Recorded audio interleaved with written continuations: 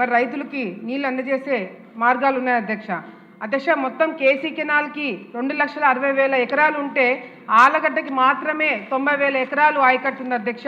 తెలుగుగంగకి 1,26,000 ఎకరాలు ఉంటే ఆలగడ్డకి మాత్రమే 76,000 ఎకరాలు ఆయకట్టు ఉంది అధ్యక్ష. కుందు 10,000 ఎకరాలు దాదాపుగా ఆయకట్టు ఉంది అధ్యక్ష. ఆలగడ్డ చివరి ప్రాంతం కావడంతో చివరి ఆయకట్టు వరకు నీళ్లు తీసుకురావడం ఎప్పుడు కూడా ప్రతి సంవత్సరము ఇబ్బందులు రైతులు ఎదుర్కొంటున్నారు అధ్యక్ష. నా ప్రశ్న, మరి ఆలగడ్డ మండలము, ఉయ్యాలవాడ మండలం, చాగరిమల్లి మండలంలో రైతులు సమస్యలు ఎదుర్కొంటున్నారా అంటే మరి చిన్నపాటిగా సమస్యలు ఎదుర్కొంటున్నారని చెప్పి సమాధానం ఇవ్వడం అన్న అధ్యక్ష. 90,000 ఎకరాల్లో కేసీ కెనాల్కి 55,000 ఎకరాలు మరి ఈరోజు రైతులు ఇబ్బందులు పడుతున్నారన్న సంగతి ప్రభుత్వం దృష్టికి తీసుకొస్తున్నాను అధ్యక్ష. అధికారులు చెప్పిండొచ్చు అధ్యక్ష మంత్రి గారికి, ఏదైతే ఈ చివరి ఆయకట్టు వరకు నీళ్లు తీసుకురావడానికి పోవడానికి కారణము ఏదైతే శ్రీశైలంలో 854 లెవెల్స్ మెయింటైన్ చేయకపోవడం వల్ల, లేకపోతే లెవెల్స్ లేకపోవడం వల్ల, దానికన్నా కింద లెవెల్స్ ఉండడం వల్ల చివరి ఆయకట్టు వరకు నీళ్లు తీసుకెళ్ళలేకపోతున్నాము. అదేవిధంగా సున్కేసుల్లో ఉన్న నీళ్లు తాగునీటికి ఉపయోగిస్తున్నాం కాబట్టి చివరి ఆయకట్టు వరకు నీళ్లు తీసుకురాలేకపోతున్నామని చెప్పిండొచ్చు అధ్యక్ష. మరి మంత్రి గారికి ఒకటి క్లారిఫికేషన్ ఇవ్వాలి అధ్యక్ష. 854 లెవెల్స్ 854 అడుగులు మెయింటైన్ చేసినా దానికన్నా ఎక్కువ లెవెల్స్ ఉన్నా కూడా చివరి ఆయకట్టు వరకు నీళ్లు రావట్లేదనే సంగతి మంత్రి గారి దృష్టికి తీసుకొస్తున్నారు అధ్యక్ష. ఎందుకంటే సున్కేసులో కూడా అధ్యక్ష ఆలగడ్డ ప్రాంతానికి సున్కేసుల నుంచి ఎప్పుడు నీళ్ళు రాలేదు అధ్యక్ష. మాకు బనకచెల్ల నుంచి నీళ్లు మేము డ్రా చేసుకుంటామే కాబట్టి సున్కేసుల నుంచి నీళ్లు మాకు రావట్లేదని సంగతి మంత్రి గారి దృష్టికి తీసుకొస్తున్నా అధ్యక్ష. దీనికి ముఖ్యమైన కారణం గతంలో నేను మొన్న మాట్లాడినప్పుడు కూడా చెప్పినాను అధ్యక్ష. 13 లొకేషన్స్లో షట్టర్లు మరి డ్యామేజ్ కావడంతో లీకేజీలు ఉండడం వల్ల ఈ నీళ్లు రావట్లేదని సంగతి మరి మంత్రి గారి దృష్టికి తీసుకొస్తూ మరి సంత జుట్టూరు దగ్గర ఏదైతే కేసీ కెనాల్కి పికప్ అవుతుందో అధ్యక్ష, రాజోలి కడప వరకు నీళ్లు పోవాలి అధ్యక్ష.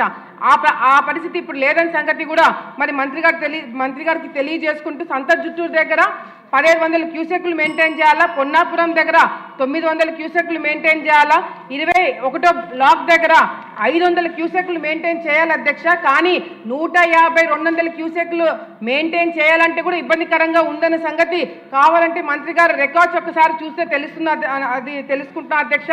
సంత జుట్టూరు దగ్గర షట్టర్లు డ్యామేజ్ అనే సంగతి తప్పకుండా అది మీరు రిపేర్లు చేయించాలా, దానికి ఎందుకు లీకేజెస్ ఉన్నాయనేది కూడా ఎన్నో సంవత్సరాల నుంచి దీని గురించి మాట్లాడడం జరుగుతుంది అధ్యక్ష.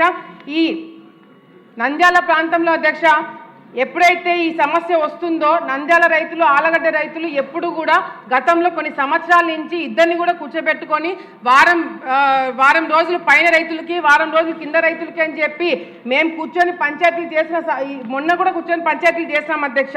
ఒక్క రోజు డిలే అయినా కూడా కింద ప్రాంతం వాళ్ళకి నీళ్లు రావట్లేని సంగతి మీ దృష్టికి తీసుకొస్తున్నాను అధ్యక్ష. 2 నిమిషాలు అయిపోయింది అధ్యక్ష. రాజోలికి చాగల్మరి నా నియోజకవర్గంలో చాగల్మరి బార్డర్ ఏదైతే ఉందో అక్కడ కుందుకి పికప్ అయ్యి కడప జిల్లాకి రాజోలి వరకు నీళ్లు పోతున్నాయి అధ్యక్ష. కానీ ఆలగడ్డ ప్రాంతం మాత్రము నీళ్లు రావట్లేని సంగతి మీ దృష్టికి తీసుకొస్తున్నారు అధ్యక్ష. తప్పకుండా ఈ లిఫ్ట్ కుందూ నుంచి కేసీ కెనాల్కి నా నియోజకవర్గంలో పోతున్న కుందూరు నది నుంచే లిఫ్ట్ చేస్తే నా నియోజకవర్గంకి నీళ్ళు వస్తాయని సంగతి తెలియజేసుకుంటూ హైడ్రాలజికల్ క్లియరెన్స్ కూడా ఇవ్వడం జరిగిందని చెప్పి సంగతి తెలియజేసుకుంటున్నాను అధ్యక్ష. 2018 సంవత్సరంలో అధ్యక్ష నేనే ప్రపోజల్ పెట్టడం జరిగింది ఈ లిఫ్ట్ పెట్టాలని. అప్పుడు కేవలం ఉయ్యాలవాడ మండలం మాత్రమే ఎఫెక్ట్ అయింది అధ్యక్ష. కానీ ఇప్పుడు 3 మండలాలు ఎఫెక్ట్ అవుతున్న సంగతి మంత్రి గారి దృష్టికి తీసుకొస్తున్న అధ్యక్ష. లాస్ట్ ఒకటి విషయం తెలియజేసుకుంటున్నాను అధ్యక్ష. నా నియోజకవర్గంలో తెలుగుగంగ కింద డిస్ట్రిబ్యూషన్ ఛానల్స్ లేకపోవడం వల్ల నేను ఇబ్బందులు పడుతున్నాను, రైతులు ఇబ్బందులు పడుతున్నారు.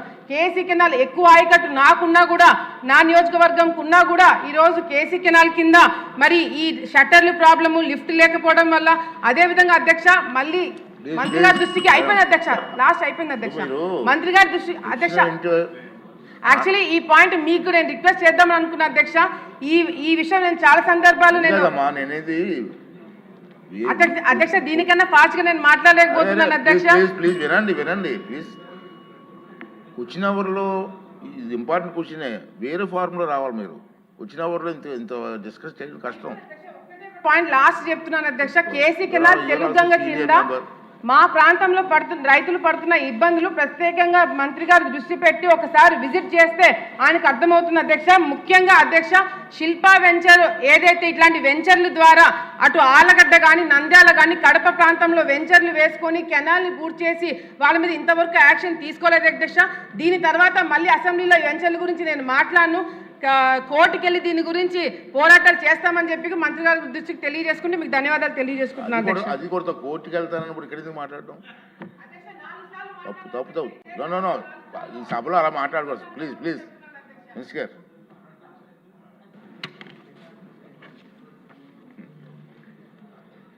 ధన్యవాదాలు అధ్యక్ష. ఏదైతే కేసీ కెనాల్కి సంబంధించి కేడబ్ల్యూడిటి అవార్డు ప్రకారం ఈ యొక్క కేసీ కెనాల్కి 39.90 టీఎంసీ నీరు కేటాయించబడింది. ఇందులో మళ్ళీ ఒక 8 టీఎంసీ నీరు ఎస్ఆర్బీసీకి కేటాయించడంతో నికరంగా కేసీ కెనాల్కి సంబంధించి 31.90 టీఎంసీ నీరు అందుబాటులో ఉన్నది అధ్యక్ష. ఈ యొక్క 31.90 టీఎంసీ నీటితో నంద్యాల, కడప, కర్నూలు జిల్లాలకు సంబంధించి 2,65,628 ఎకరాలకి మనము సాగునీరు అందించవలసినటువంటి పరిస్థితి ఉంది అధ్యక్ష. ఇందులో భాగంగా గౌరవ సభ్యులు చెప్పినట్లుగా ఉయ్యాలవాడ సంబంధించి 12,168 ఎకరాలు, ఆళ్లగడ్డకు సంబంధించి 23,576 ఎకరాలు, దోర్నిపాడుకు సంబంధించి 13,501 ఎకరాలు, అంటే 49,245 ఎకరాలకు ఇక్కడ నోటిఫైడ్, అంటే ఏదైతే లోకలైజ్డ్ ఆయకట్టు సంబంధించి కేసీ కెనాల్కి, అంటే ఈ 189.2 కిలోమీటర్ దగ్గర నుండి 16వ లాకు ద్వారా ఈ యొక్క 49,245 ఎకరాలకు సాగునీరు అందించడానికి లోకలైజ్డ్ ఆయకట్టుగా ఐడెంటిఫై చేసి పర్మిషన్ ఇవ్వడం జరిగింది అధ్యక్ష. అయితే ఈ యొక్క 49,245 ఎకరాలు కూడా దాన్ని కూడా 2 రకాలుగా, ఎందుకంటే కెనాల్ యొక్క కెపాసిటీ అక్కడ 500-550 క్యూసెక్కులు మాత్రమే ఉంది కాబట్టి ఆ 49,245 ఎకరాలు కూడా ఒక్కసారిగా సాగులోకి తీసుకురాలేం కాబట్టి ఖరీఫ్కి సంబంధించి 26,561 ఎకరాలు, రబీకి సంబంధించి 22,533 ఎకరాలు, అంటే ఒకటి ఎర్లీ క్రాప్గా, రెండవది లేట్ క్రాప్గా మరి 49,245 ఎకరాలని డిజైన్ చేయడం జరిగింది అధ్యక్ష. కానీ ఈ సంవత్సరం అంటే 2025-2026 ఈ సంవత్సరంలో చూసినట్లయితే అక్కడ 49,245 ఎకరాలకి మనం సాగునీరుకి పర్మిషన్ ఉంటే ఆల్రెడీ అక్కడ ఖరీఫ్లోనే 49,245 ఎకరాలు, అదేవిధంగా రబీకి సంబంధించి 31,024 ఎకరాలు, అంటే మనం 49,245 ఎకరాలకి లోకలైజ్డ్ ఆయకట్టుగా ఇరిగేషన్ డిపార్ట్మెంట్ మన పర్మిషన్ ఉంటే ఇప్పుడు దానికి దగ్గరగా డబుల్, అంటే 80,269 ఎకరాలు ఆల్రెడీ అక్కడ సాగు ఉన్నటువంటి పరిస్థితి అధ్యక్ష.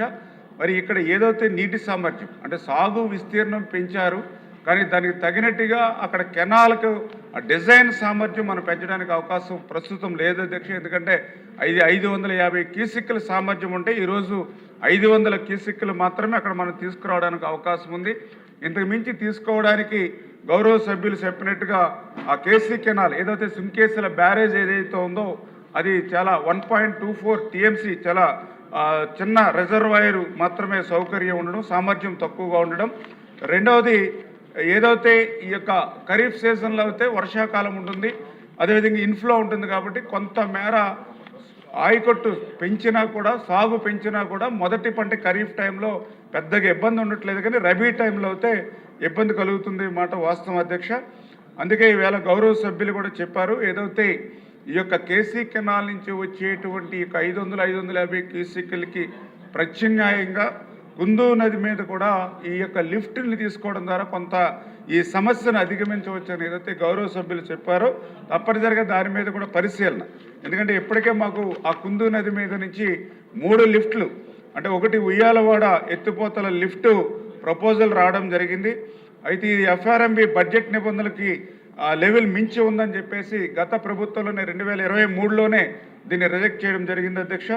రెండవది కాకరవాడ ఎత్తిపోతల లిఫ్ట్, ఇది కూడా ఎఫ్ఆర్ఎంబి లెవెల్ మించి ఉందనేటువంటి ఉద్దేశంతో 2023లోనే ఈ లిఫ్ట్ కూడా రిజెక్ట్ చేయడం జరిగింది అధ్యక్ష. మూడవది ఇప్పుడు గౌరవ సభ్యులు చెప్పినట్లుగా హరివరం ఎత్తిపోతల లిఫ్ట్ ఏదైతే ఉందో మరి తప్పనిసరిగా దీన్ని కూడా ఇరిగేషన్ డిపార్ట్మెంటు దీని మీద ఇన్వెస్టిగేషన్ చేసి అంటే ఈ పరిధిలో ఉన్నటువంటి ఆయకట్టు ఎంత, ఇక్కడ ఉన్నటువంటి రైతుల సంఖ్య ఎంత, ఇవన్నీ కూడా సర్వే చేసి తగినటువంటి ప్రతిపాదనలు కూడా ఆర్థిక శాఖకు పంపించి ఈ యొక్క పనుల్ని చేపట్టేటువంటి మార్గాలన్నింటినీ కూడా ఇరిగేషన్ శాఖ తీసుకుంటుందని చెప్పి మీ ద్వారా తెలియజేసుకుంటూ, అదేవిధంగా గౌరవ సభ్యులు కూడా మరి ఏదైతే శిల్ప వెంచర్స్ ఏదైతే చెప్పారో దాని మీద కూడా స్పష్టంగా ఇరిగేషన్ అధికారులకు కూడా ఆక్రమణలు ఉంటే తొలగించమని చెప్పడం, ఆదేశాలు ఇవ్వడం జరిగింది. అయితే అది మరి కోర్టు పరిధిలో ఉందని కూడా మరి చెప్పడం జరిగింది. ఎందుకంటే ఏదైతే శిల్ప వెంచరు మరి ఎన్ఓసి అయితే దాన్ని రద్దు చేయడం జరిగింది అధ్యక్ష. అయితే వాళ్ళు హైకోర్టుకి వెళ్ళి స్టే తెచ్చుకున్నారు. ఇటు పిటిషన్ నెంబర్ కూడా 3151512025. ఈ దయవుంచి గౌరవ సభ్యులు కూడా మరి దీన్ని గమనించమని కోరుతూ ఈ స్టే రద్దు అయిన వెంటనే మరి తగిన చర్యలు తీసుకుంటామని చెప్పి మీ ద్వారా కూడా తెలియజేసుకుంటున్నాం అధ్యక్ష. Okay sir. క్వశ్చన్ నెంబర్ 1264 అండి, సాంఘిక సంక్షేమ మంత్రి గారు. అధ్యక్ష, ఒకటో ప్రశ్న సమాధానం లేదండి. రెండవ ప్రశ్న సమాధానం, సాంఘిక సంక్షేమ వసతి గృహాల్లో నివసిస్తున్న బాలిక విద్యార్థుల యొక్క భద్రత మరియు రక్షణ కోసం జిల్లా అధికారులు క్రమం తప్పకుండా తనిఖీలు చేయాలని, రాత్రి సమయాల్లో పోలీసులు గస్తీ చేయాలని, 24 గంటలు నిఘా ఉండే విధంగా సీసీటీవీ కెమెరాలు ఏర్పాటు చేయడం జరుగుతుంది అధ్యక్ష. అదేవిధంగా ఎన్జిఓలు మరియు మహిళా సంరక్షణ కార్యదర్శుల ద్వారా ఫిక్స్డ్ డే కౌన్సిలింగ్ కూడా ఏర్పాటు చేయడం జరిగింది అధ్యక్ష. వసతి గృహాలు మరియు రెసిడెన్స్ స్కూల్లో ఉన్నటువంటి విద్యార్థులకి జీవోఎంఎస్ నంబర్ 34 15/12/25 తేదీన ఇచ్చినటువంటి జీవో ద్వారా స్టాండర్డ్ ఆపరేటింగ్ ప్రొసీజర్స్ని ఫాలో అవడం జరుగుతుంది అధ్యక్ష. బలరామకృష్ణ గారు. ధన్యవాదాలు అధ్యక్ష. ఈ యొక్క సోషల్ వెల్ఫేర్ హాస్టల్స్లో ఈ భద్రతా లోపాలతో పాటు అక్కడ సరైనటువంటి పౌష్టికాహారం కూడా అందట్లేదనే విషయం గత ప్రభుత్వ హయాంలో ఎక్కువ ఇష్యూస్ జరిగాయి అధ్యక్ష. సరైన వాష్రూమ్స్ లేవు, వాళ్ళకి పౌష్టికాహారం లేదు, సేఫ్టీ లేదు, చాలా ఇబ్బందులు పడుతున్నటువంటి విషయం చాలాసార్లు పలుమార్లు నా దృష్టికి వచ్చింది అధ్యక్ష. ఇప్పుడు చూసినట్లయితే మన ప్రభుత్వం వచ్చిన తర్వాత వాటిని మెరుగుపరిచినప్పటికీ కూడా చాలా చోట్ల సోషల్ వెల్ఫేర్